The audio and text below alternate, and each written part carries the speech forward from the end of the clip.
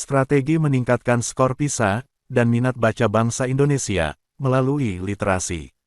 Disampaikan Bambang Prakuso pada acara Bedah Baca Cepat dan Peningkatan Indeks Pembangunan Literasi Masyarakat pada hari Minggu tanggal 26 Februari tahun 2023, pukul 16.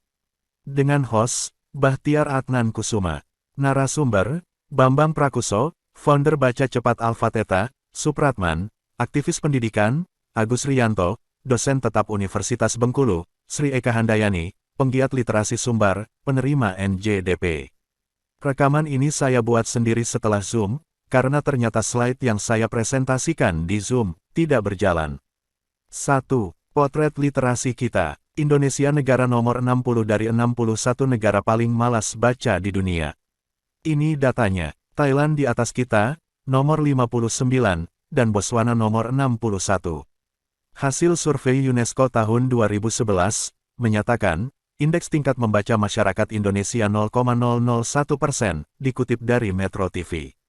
Dalam data ini, kita bisa melihat peringkat negara dengan minat baca tertinggi di dunia, adalah Finlandia, Norwegia, Islandia, Denmark, Swedia, Swiss, Amerika Serikat, Jerman, Latvia, Belanda, dan Indonesia berada peringkat 60 dari 61 negara. Skor siswa Indonesia dalam penilaian global PISA melorot, kualitas guru dan disparitas mutu, penyebab utama. Peringkat pendidikan Indonesia di bawah Malaysia, Cina yang terbaik di dunia. Indonesia pengakses internet tertinggi di dunia, kita berada di peringkat 6, setelah Jepang. Namun sayangnya internet disalahgunakan. Kita negara pengakses internet tertinggi di dunia, tapi yang diakses hoaks dan situs porno. Menurut sebuah harian Indonesia ranking 1 kita, pengunduh video dewasa di Asia. Dampak minat baca yang rendah. Efek budaya baca rendah, diantaranya adalah, tingginya angka kebodohan, tingginya angka pengangguran, tingginya angka kemiskinan, tingginya penyalahgunaan dan peredaran gelap narkoba, tingginya kenakalan remaja, tingginya korupsi, tingginya radikalisme dan terorisme, terjadinya aksi-aksi anarkisme dalam demonstrasi. Malas membaca, membuat bangsa kita juga dinilai dunia sebagai negara yang produktivitas dan kreativitasnya sangat rendah, namun tingkat konsumerismenya tertinggi di dunia. Kita negara agraris, tapi mengimpor buah-buahan, beras, gula, terigu, daging, buah-buahan, sayur-sayuran, bahkan garam dan air pun kita impor dari luar negeri. Saya telah membuat video tentang Indonesia dalam bahaya, jika budaya membaca dan revolusi mental dibiarkan. 3. Dengan budaya baca yang rendah, siapkah kita menghadapi masa depan? Kita sudah masuk ke era industri 4.0, 5.0. Saat itu, 80 juta pekerjaan akan digantikan internet dan robot. Pekerjaan guru, dosen dan pustakawan diprediksi hilang dalam waktu dekat. Karena orang bisa sekolah dan kuliah di luar negeri, mengakses buku cukup di rumah. 4. Akankah kita tergilas? Faktanya iya. Seperti juga negara lain, banyak perusahaan di Indonesia ambruk, seperti bidang retailer, hotel, biro perjalanan, wisata, dan lain-lain. Bahaya yang mengancam di depan, jika kita tidak berubah, infrastruktur yang kita bangun dengan dana triliunan, dan waktu yang sangat lama, bisa hancur dalam sekejap, jika masyarakatnya bodoh, akibat kurang membaca. Ini tantangan bagi kita, tapi jika kita komitmen, seperti pemerintah, para kepala sekolah dan guru, dunia usaha, penggerak literasi, kita bisa meningkatkan minat dan kecepatan membaca, bahkan bisa menjadi yang terbaik di dunia. 5. Mengapa minat baca kita rendah? Ternyata memperbanyak buku dan perpustakaan, bukanlah solusi. Buktinya kita pemilik perpustakaan nomor 2 terbanyak di dunia, setelah India, namun minat baca kita tetap terendah di dunia. Beda dengan India, minat dan kecepatan bacanya tinggi, bahkan mereka aktif untuk mengirimkan wakil mereka mengikuti kompetisi baca cepat tingkat dunia. Informasi dari para ahli yang salah, melahirkan kebijakan yang salah. Rumus minat baca adalah, semakin cepat membaca, semakin tinggi minat baca. Sebaliknya, semakin lambat membaca, semakin rendah minat baca. Inilah sebab, mengapa bangsa kita minat bacanya rendah. Karena kecepatan bacanya rendah. Di Zoom, narasumber lain menyebutkan kecepatan membaca sebagai daya baca. Kecepatan membaca bangsa Indonesia sangat rendah, hanya 200 kpm atau kata per menit. Ternyata dari narasumber Agus yang pernah menjadi bagian dari penyusunan kurikulum pendidikan nasional, pemerintah memang menargetkan kecepatan membaca kita 200-350 kpm. Ini masuk dalam kategori rendah. Seharusnya, target kecepatan baca kita 500 kpm. Target speed reading, minimal 500 kpm. Kalau targetnya rendah, hasilnya juga rendah. Bandingkan dengan Amerika, Howard mampu membaca 25.000 kpm, sedangkan Cina 100.000 kpm. Mengapa minat baca dan kecepatan membaca kita rendah? Faktor penyebabnya adalah 1. Vokabulari kita panjang-panjang, beda dengan Amerika, apalagi China. 2. Tingkat membaca kita masih di tingkat dasar, yakni membaca kata demi kata, kecepatan membaca lulusan SMP dengan sarjana, sama. 3. Kesalahan kebijakan literasi dari Kementerian Pendidikan dan Perpustakaan. Salah satu kesalahan itu adalah tidak ada wajib baca terukur, dan tidak diajarkan cara membaca cepat dan efektif.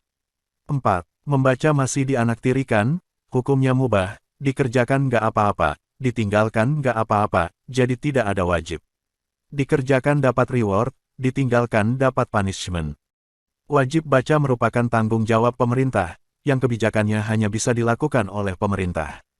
Thailand adalah contoh negara yang mewajibkan baca, begitu negaranya dinyatakan nomor 59, negara paling malas baca di dunia.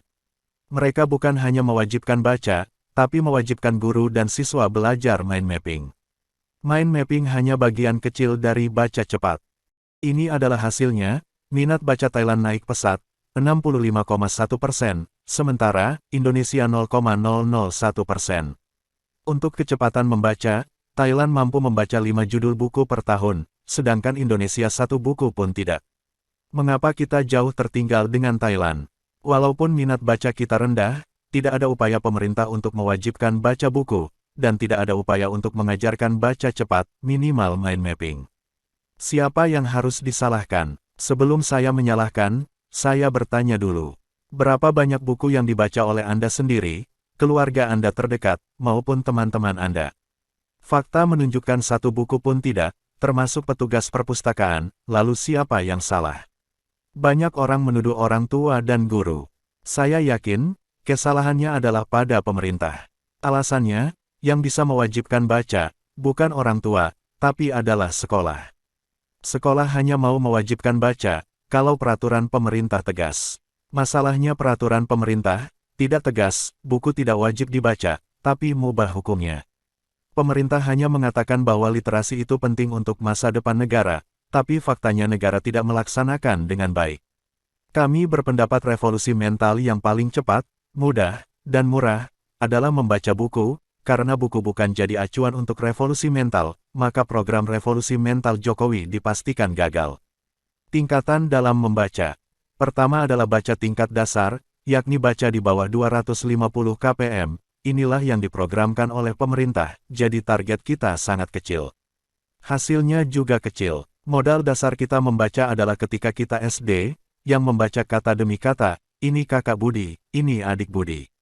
Selain baca tingkat dasar, ada 2 tingkat membaca lagi, yakni speed reading, target 500 kpm, dan super speed reading BSCA Alpha Theta, target minimal 500 kpm. Tidak hanya membaca cepat, tapi juga memahami, mengingat, dan mempresentasikannya. Apa itu baca sangat cepat Alpha Theta?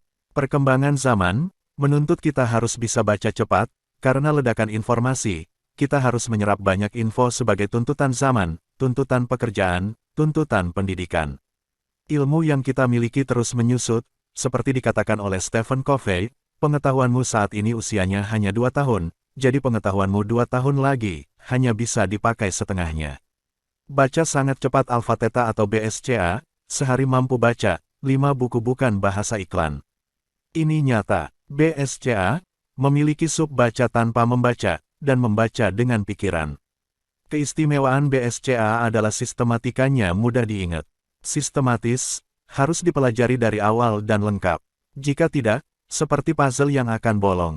Ilmu tidak sempurna, misalnya ada 15 langkah, maka semua langkah harus dilaksanakan, tanpa ada yang ditinggalkan. Hal lain yang membedakan BSCA dengan speed reading lainnya adalah Alpha Theta memberikan garansi dan pendampingan sampai bisa, asal guru dan kepala sekolah mau bekerja sama.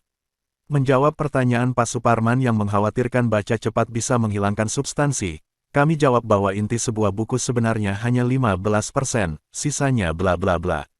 Yang tidak dipertimbangkan oleh sumber yang dikutip Pak Suparman, adalah bahwa otak kita luar biasa.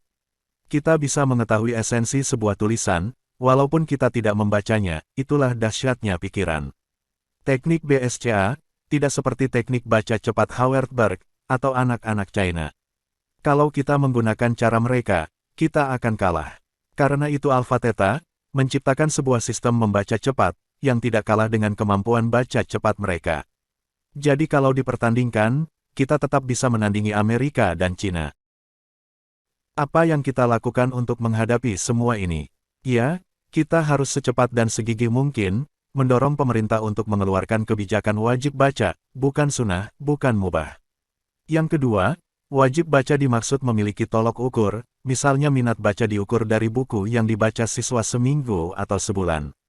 Kecepatan membaca minimal harus 1000 kpm. Bukan sekedar 300 kpm. Tanpa menggiatkan minat baca bagi diri sendiri, jangan bermimpi kita bisa mengubah nasib bangsa kita. Kalau ditanya para penggiat literasi, kepala sekolah, guru, pejabat pemerintah, apakah mereka mau berubah? Jawabannya siap dan mau, tapi begitu kita ajak mereka berubah sekarang, mereka diam 1000 bahasa. Mereka yang menang di masa depan, bukan mereka yang kuat, bukan mereka yang cerdas, bukan mereka yang pintar, bukan mereka yang kaya, tapi adalah mereka yang mau berubah. Salam, Alpha Theta, salam Power Ranger, siap berubah.